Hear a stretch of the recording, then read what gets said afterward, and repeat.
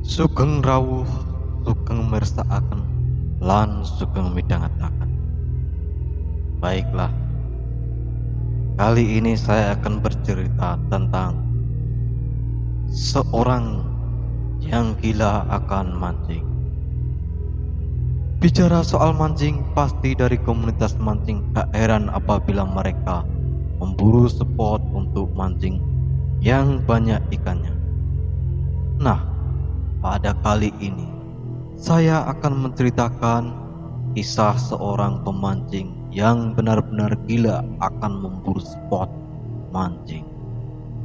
Bahkan ia tak peduli waktu siang maupun malam.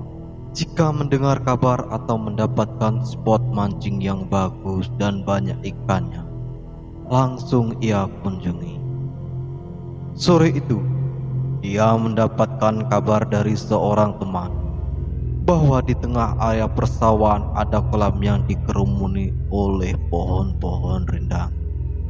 Di situ banyak ikannya, namun jarang yang berani untuk memancing di situ karena sering terjadi kejadian-kejadian yang menyeramkan. Tapi karena saking gilanya akan memancing, dia tak menghiraukan soal cerita yang menyeramkan itu. Di benaknya hanya membayangkan sensasi saat mendapatkan strike nanti. Saat temannya belum selesai bercerita, ia bergegas pamit pulang dan menyiapkan segala perlengkapan mancing. Berangkatlah ia ke tempat yang diceritakan tadi, dan ternyata tempat itu sangat jauh dari pemukiman. Tempatnya gelap karena matahari sudah menenggelamkan diri. Duduklah ia di tempat yang sudah dirapikan, di atas batu bersandar pohon kelapa. Dilempar umpan pertamanya, namun belum ada tanda-tanda ikan yang memakan. Hingga pada 30 menit lamanya, ia mendapat getaran sensasi yang ia dambakan. Kail pancingnya segera ditarik. Karena kurang cepat, ikannya pun lolos. Sensasi itu membuat ia semakin semangat. Lalu dia pun memasang umpannya lagi. Tak menunggu lama, strike pertama didapatkan. Sampai berulang-ulang kali ia sadari semakin asik. Namun tanpa ia sadari pula, malam semakin larut. Tiba-tiba ia melihat ada dahan ranting pohon yang bergerak-gerak. Terlihat jelas seperti ada orang yang mengoyak-ngoyak. Dengan senter di kepala, ia berbalik arah melihat benang pancingnya. Dan ikan yang hampir didapat pun lepas. Memang sudah banyak ikan yang diperoleh, namun ia masih saja terus memancing, seolah-olah ingin menghabiskan ikan di kolam tersebut. Saat umpan dilempar kembali, terdengar dahan ranting pohon bergoyang lagi. Saat ditoleh, dahan itu pun memang bergerak.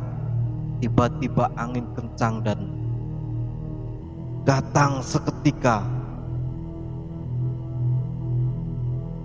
Mereda begitu saja. Anginnya kembali tidak ada. Keanehan begitu terasa. Seluruh bulu kuduknya berdiri.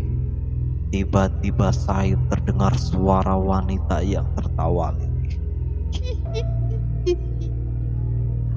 Getar gemetar seluruh tubuh sang pemancing, dan suara wanita itu terdengar semakin dekat di telinganya. Bahkan saking dekatnya, suara wanita itu seperti tepat di belakangnya. Di pohon kelapa yang dibuat bersandar itu, saat dia menoleh ke belakang, ternyata benar sumber suara itu dari seorang wanita berambut panjang, berbaju putih dengan kaki yang tak menyentuh tanah. berdiri tegak membelakangi dia. Saat angin datang, rambut panjang yang terurai itu tersibak dan terlihat punggung wanita itu berlubang dan darah segar menetes-netes di sekeliling lubang punggung. Banyak belatung merambat-rambat. Sang pemancing pun ingin berteriak sekuat tenaga, namun mulutnya seperti dibungkam. Lalu dia ingin lari sekuat tenaga, tapi apa daya, kakinya seperti ada yang memegang. Dia tak bisa berbuat apa-apa, hanya getar-gemetar di seluruh tubuh yang ia rasakan. Selang beberapa menit, wanita itu lenyap menghilang sekedip mata saja. Hilangnya angin itu, tiba-tiba ia merasakan kakinya bisa digerakkan, dan tanpa pikir panjang ia lari tunggang langgang sekuat tenaga tanpa memikirkan ikan yang sudah didapat. Bahkan pancingnya pun entah terlempar kemana. Saat tiba di rumah, ia melihat jam yang ada di dindingnya. Ternyata sudah jam 1 malam. Demikian tadi sebuah cerita seorang pemancing yang mana dia lupa akan waktu. Pesan dan kesan dari cerita ini, apabila Anda seorang pemancing, janganlah sampai lupa waktu, karena di alam lain kita tidak tahu siapa dan di mana ia berada.